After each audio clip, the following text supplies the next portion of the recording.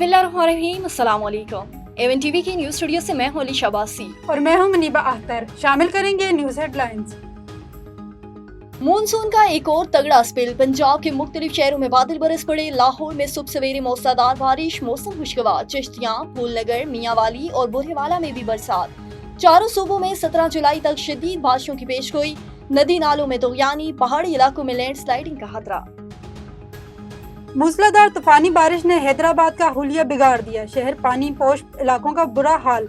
नशेबी इलाके डूब गए। बारिश रुके 18 घंटे गुजर गए, पानी की निकासी न हो सकी। तर्जमान वाटर बोर्ड के मुताबिक मरम्मती काम में 36 घंटे लग सकते हैं।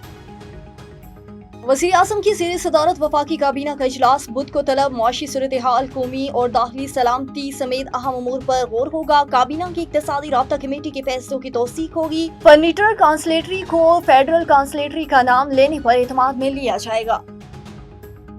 नायब वज़ीर आज़म इसहाक डार 3 रोज़ा दौरे पर चीन पहुंच गए। शंघाई ताउन तंजीम के वज़राए हारजा कौंसिल इजलास में शिरकत करेंगे। चीनी सदर और दीगर ममालिक के वज़रा हारजा से मुलाकातें शेड्यूल। और चीनी के आसमान को छूती कीमतों को लगाम डालने के लिए अहम इकदाम। हुकूमत और शुगर मिल इंडस्ट्री के दरमियान मामला तय। चीनी की एक्स मिल कीमत 165 रुपए फी किलो मुकर्रर करने पर इत्तफाक। वजारती ग़ज़ाए तहफ़्फ़ुज़ के मुताबिक सूबाई हुकूमती सस्ती चीनी की दस्तयाबी यकीनी बनाएंगे। न्यूज स्टूडियो से फिल वक्त इतना ही। मज़ीद किसी भी खबर से बाखबर रहने के लिए देखते रहिए A1 TV। A1 TV, सब पे नजर, अंदर की खबर।